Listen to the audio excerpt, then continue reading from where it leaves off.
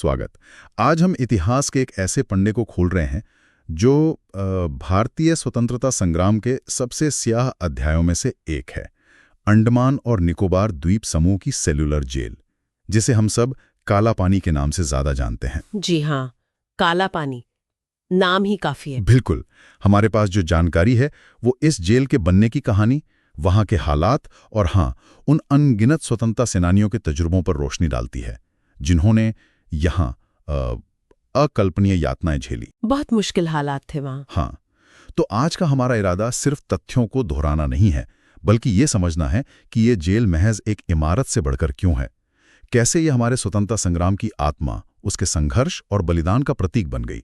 उन सच्चाइयों को महसूस करना जो शायद हमें किताबों में उतनी शिद्दत से ना मिलें। चलिए इस पड़ताल में उतरते हैं। बिल्कुल। सिहरन होती है ना, एक अनजाना सा डर। ये नाम कैसे पड़ा होगा? क्या सिर्फ इसलिए कि ये जगह भारत की मुख्य भूमि से हजारों मील दूर थी, गहरे समुद्र के बीच? हाँ, ये एक बड़ा कारण तो था ही, मतलब भौगोलिक दूरी। आप सोचिए, मुख्य भूमि से पूरी तरह कटा हुआ, चारों तरफ बस पानी ही पानी, अथाह समंदर। उस जमाने में तो समुद्री यात्रा वैसे भी बहुत खतरनाक मानी जाती थी। तो इतनी दूर भेजे जाने का मतलब ही था कि आप अपने लोगों से, अपनी दुनिया से शायद हमेशा के लिए बिछड़ गए। और काला शब्द वो शायद उस अनिश्चितता, उस अंधकार, समाज से बहिष्कार के डर को भी दिखाता है। अंग्रेजों के लिए ये सिर्फ एक सजा की जगह नहीं थी। अच्छा। असल में 1857 की क्रांति के बाद उन्हें एक ऐसी जगह चाहिए थी जहां वे सबसे खतरनाक, सबसे विद्रोही माने जाने वाले कैदियों को भेज सकें, उन्हें पूरी तरह अलग थलग कर सकें, ताकि उनकी आवाज, उनकी सोच बाकी भारत तक न पहुंचे। और अंडमान उन्हें इसके लिए बिल्कुल सही जगह लगे। भागने का कोई रास्ता ही नहीं। तो मतलब ये सिर्फ सजा देना नहीं था, बल्कि विद्रोह की चिंगारी को ही बुझाने की एक सोची समझी रणनीति थी। बिल्कुल बिल्कुल, एक पूरी स्ट्रैटेजी थी। और इसी स्ट्रैटेजी के तहत वहां इस विशाल और बदनाम जेल का निर्माण हुआ। इसके बनने की कहानी भी अपने आप में काफी कुछ कहती है ना? सुनने में आया कि इसका निर्माण भी काफी लंबा चला। हाँ, ये एक बड़ी परियोजना थी। जैसा कि जानकारी बताती है, काम 1896 में शुरू हुआ और इसे पूरा होने में करीब 10 साल लग गए। 1906 में जाकर ये पूरी तरह तैयार हुई। 10 साल? जी। और इसकी बनावट वो बहुत ही खास और कह सकते हैं डरावनी थी। 7 पंख थे, विंग्स, जैसे साइकिल के पहिए की तीलियां होती है ना, वैसे। अच्छा, और वो सब एक सेंट्रल टावर से जुड़े थे। इस टावर से गार्ड हर विंग पर, हर कोठरी पर नजर रख सकते थे। टोटल 698 कोठरियां थीं। 698? हाँ, और सबसे जरूरी बात, हर कैदी के लिए एक अलग छोटी सी कोठरी, बिल्कुल अलग थलग। इसीलिए सेल्युलर जेल कहते थे। सेल यानी कोठरी। एग्जैक्टली, इसीलिए सेल्युलर जेल। किसी कैदी को दूसरे से मिलने या बात करने की कोई इजाजत नहीं थी। सोचिए, उस अकेलेपन का कैदियों पर क्या मनोवैज्ञानिक असर पड़ता होगा। हाँ, ये तो सोचकर ही भयानक लगता है। ये तो हुई बनावट की बात, लेकिन असली कहानी तो उन दीवारों के अंदर शुरू होती है। कैदियों के साथ जो बर्ताव होता था, उसके बारे में जो बातें पता चली हैं, वो तो वाकई रोंगटे खड़े कर देने वाली हैं। निश्चित रूप से। यहाँ का जीवन मतलब एक जीता जागता नर्क था। कैदियों से सुबह से शाम तक हाड़ तोड़ मेहनत करवाई जाती थी। किस तरह की मेहनत? सबसे कुख्यात कामों में से एक था तेल कोल्हू चलवाना। कोल्हू? वो तो बैल चलाते हैं ना? हाँ, लेकिन यहाँ बैल की जगह इंसानों को जोता जाता था और उन्हें रोजाना एक तय मात्रा में नारियल या सरसों का तेल निकालना पड़ता था, घंटों तक। हे भगवान! और अगर कोई कैदी मान लीजिए बीमार पड़ गया या थक गया या अपना टारगेट पूरा नहीं कर पाया, तो उसे बेरहमी से पीटा जाता था, कोड़ों से मार पड़ती थीं। इसके अलावा नारियल के रेशों से रस्सी बनवाना, लकड़ी काटना, दलदल साफ करना, इस तरह के भारी काम। और सिर्फ काम ही नहीं, शायद रहने की स्थितियां भी वैसी ही भयानक थीं। बिल्कुल, छोटी अंधेरी कोठरियां, हवा रोशनी का कोई खास इंतजाम नहीं, और खाने के नाम पर अक्सर कीड़े लगा हुआ सड़ा गला चावल या रोटी मिलती थी, वो भी इतनी कम कि पेट भरना मुश्किल। पीने का पानी भी अक्सर गंदा होता था। साफ पानी मिलना भी एक लग्जरी थी, और मेडिकल फैसिलिटीज वो तो समझिए कि थी ही नहीं। नाम मात्र की। तो बीमारियां तो फैलती होंगी बहुत। हाँ बिल्कुल, मामूली बीमारियां भी अक्सर जानलेवा साबित होती थीं क्योंकि कोई सही इलाज था ही नहीं। और इस सब के ऊपर वो अकेलापन, किसी से बात नहीं कर सकते, परिवार का कोई खत नहीं, देश दुनिया की कोई खबर नहीं। ये तो शारीरिक यातना से भी ज्यादा भयानक है। हाँ बिल्कुल, यही मकसद था, इंसान के हौसले को, उसकी उम्मीद को पूरी तरह से कुचल देना। विडंबना देखिए, अंडमान की प्राकृतिक सुंदरता के बीच अंग्रेजों ने ये मानव निर्मित नरक बना दिया था। ऐसे में तो कैदियों ने कभी न कभी विरोध भी जताया होगा, जैसे भूख हड़ताल वगैरह। हाँ बिल्कुल, अमानवीय परिस्थितियों के खिलाफ कैदियों ने कई बार आवाज उठाने की कोशिश की। भूख हड़तालें इसका एक प्रमुख जरिया थीं। जानकारी में 1933 और 1937 की बड़ी भूख हड़तालों का जिक्र मिलता है।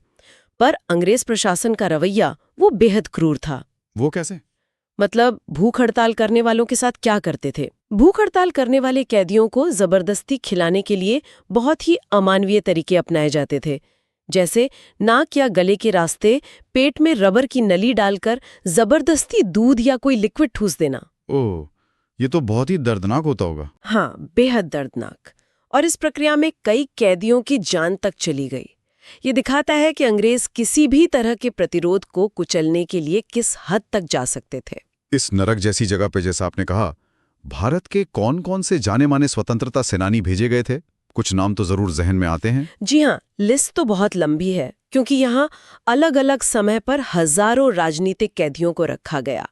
लेकिन कुछ प्रमुख नाम जिनका जिक्र बार बार आता है, उनमें है विनायक दामोदर सावरकर, वीर सावरकर। हाँ, सावरकर का नाम तो बहुत जुड़ा है इस जेल से। बिल्कुल।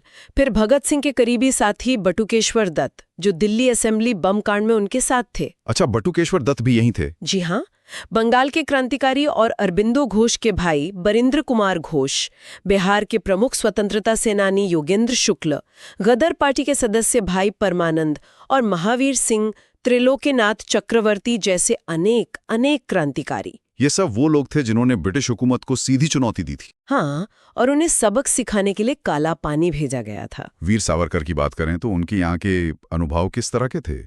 उन्हें तो शायद बहुत लंबी सजा हुई थी। हाँ, वीर सावरकर को 1911 में यहाँ लाया गया था और उन्हें 2 आजीवन कारावास की सजा मिली थी, मतलब 50 साल की कैद। 50 साल? जी, नासिक षड्यंत्र केस और एक ब्रिटिश अधिकारी की हत्या के लिए उकसाने के आरोप थे उन पर।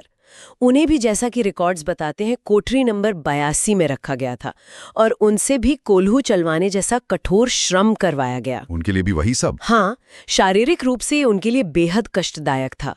लेकिन जो बात सबसे ज्यादा ध्यान खींचती है वो है उनकी मानसिक दृढ़ता। बताया जाता है कि इतनी भयानक परिस्थितियों में भी उन्होंने लिखना नहीं छोड़ा।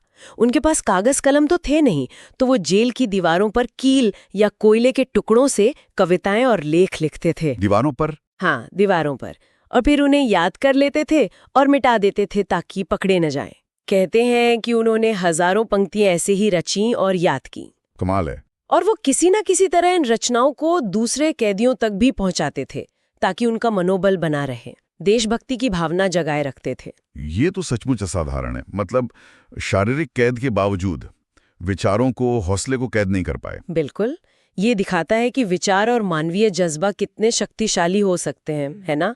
सावरकर के जेल जीवन, उनकी माफी याचिकाओं और बाद की राजनीति पर हाँ काफी बहसें और अलग-अलग विचार रहे हैं और हमें उन पे तटस्थ रहना जरूरी है। हाँ, ये जरूरी है। लेकिन इस बात से इनकार नहीं किया जा सकता कि उन्होंने जेल के अंदर अत्यधिक कठिनाइयों का सामना किया और वहां रहते हुए भी प्रतिरोध का एक रूप, मतलब वैचारिक प्रतिरोध, उसे जीवित रखा। सही। हालांकि ये याद रखना भी उतना ही जरूरी है कि प्रतिरोध सिर्फ उन तक सीमित नहीं था। जैसा मैंने कहा, बटुकेश्वर दत्त जैसे सेनानी, उन्होंने भी यहाँ लंबी कैद काटी और काफी गुमनामी में रहे।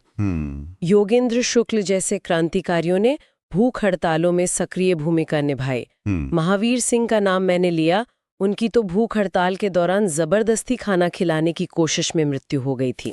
तो ये सामूहिक संघर्ष और व्यक्तिगत बलिदान की कहानियां भी उतनी ही महत्वपूर्ण है। हमें किसी एक व्यक्ति पर फोकस करने के बजाय उस पूरी पीड़ा और संघर्ष को समझना चाहिए। हाँ, ये बहुत जरूरी बात कही आपने, उस सामूहिक संघर्ष और पीड़ा को समझना जिसका गवाह काला पानी रहा। अच्छा, तो क्या ये हालात हमेशा एक जैसे ही रहे या समय के साथ कुछ बदलाव भी आए? कुछ बदलाव जरूर आए, लेकिन बहुत धीरे धीरे और ज्यादातर बाहरी दबाव के कारण। जैसे कि? जैसे जानकारी में जिक्र है 1930s के दशक के अंत में, खासकर 1937-38 के आसपास।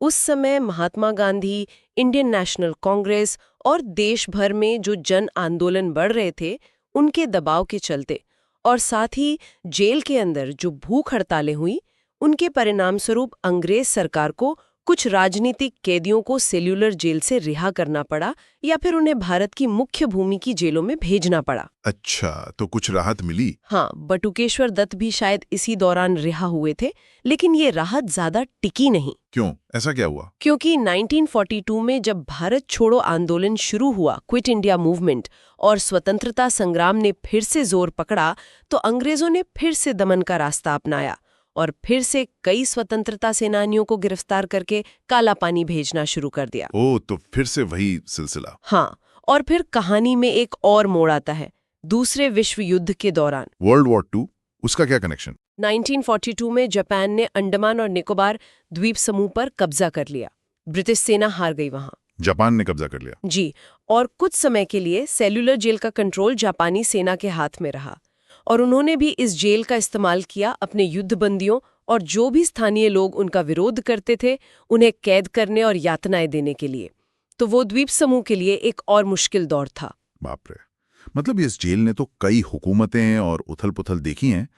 आखिरकार इसका अंत कब और कैसे हुआ? मतलब कैदियों को रखने का ये सिलसिला कब बंद हुआ? इसका अंत हुआ भारत की आज़ादी के साथ ही। 1945 में जब दूसरा विश्व युद्ध खत्म हुआ तो अंग्रेजों ने द्वीपों पर दोबारा कंट्रोल तो कर लिया, लेकिन ज्यादा देर तक नहीं। जल्दी 1947 में भारत आज़ाद हो गया और आज़ादी के बाद अंडमान और निकोबार द्वीप समूह भारत का अभिन्न अंग बन गए और सेल्यूलर जेल में राजनीतिक कैदियों को रखने का वो जो काला अध्याय था वो हमेशा के लिए बंद हो गया। और आज इस जेल की क्या पहचान है? आज वहाँ क्या है? आज सेल्यूलर जेल एक राष्ट्रीय स्मारक है, नेशनल मेमोरियल। इसे 1969 में भारत सरकार ने राष्ट्रीय स्मारक घोषित किया था। अच्छा। अब ये कैदियों को रखने की जगह नहीं है, बल्कि इतिहास के एक मुख्य गवाह के रूप में खड़ी है। ये हमें हमारे स्वतंत्रता सेनानियों के बलिदान की याद दिलाती है। वहाँ एक म्यूजियम भी बनाया गया है। म्यूजियम? उसमें क्या है? उसमें उन सेनानियों की तस्वीरें हैं, उनके जीवन से जुड़ी कुछ चीजें और जेल के इतिहास को दर्शाने वाली जानकारी है। आप उन कोठरियों को देख सकते हैं और महसूस कर सकते हैं कि वो दौर कितना भयानक रहा होगा। मैंने सुना है वहाँ एक लाइट एंड साउंड शो भी होता है, काफी पॉपुलर है शायद। हाँ बिल्कुल, शाम के समय वहाँ एक बहुत ही प्रभावशाली लाइट एंड साउंड शो होता है। इसमें जेल की इमारत पर लाइट्स और साउंड के माध्यम से काला पानी का पूरा इतिहास सुनाया जाता है। उन कैदियों के संघर्ष, उनके बलिदान की कहानी, ऐसा लगता है मानो जेल की दीवारें खुद अपनी कहानी सुना रही हों। अमिताभ बच्चन की आवाज में वो कहानी, वो दर्शकों को सच में उस दौर में ले जाती है। ये सिर्फ एक टूरिस्ट अट्रैक्शन नहीं है, बल्कि हमारे इतिहास को महसूस करने का, उससे जुड़ने का एक बहुत शक्तिशाली माध्यम है। तो कुल मिलाकर हम ये कह सकते हैं कि सेलुलर जेल सिर्फ ईंट और गाड़े की बनी एक पुरानी इमारत नहीं है, ये कहीं ज्यादा है। ये हमारे स्वतंत्रता संग्राम की एक जीती जागती यादगार है। ये उन अनगिनत वीरों के अदम्य साहस, उनकी असहनीय पीड़ा, उनके अटूट संकल्प और हाँ, उस आज़ादी की कहानी कहती है जिसकी हवा में आज हम सांस ले रहे हैं। जैसा कि कहीं पढ़ा था, इसकी हर ईंट, हर सलाख हमारे पूर्वजों के बलिदान की गवाही देती है। बिल्कुल सही कहा। और ये हमें एक जरूरी सवाल पर लाकर छोड़ता है कि इतिहास के इतने दर्दनाक और मुश्किल अध्यायों को याद रखना क्यों जरूरी है। हाँ, ये एक अहम सवाल है। आज के समय में जब हम आज़ादी को शायद कभी-कभी बहुत हल्के में ले लेते हैं, बहुत सहज मान लेते हैं, तो इन कहानियों को जानना और समझना हमारी क्या जिम्मेदारी बनती है।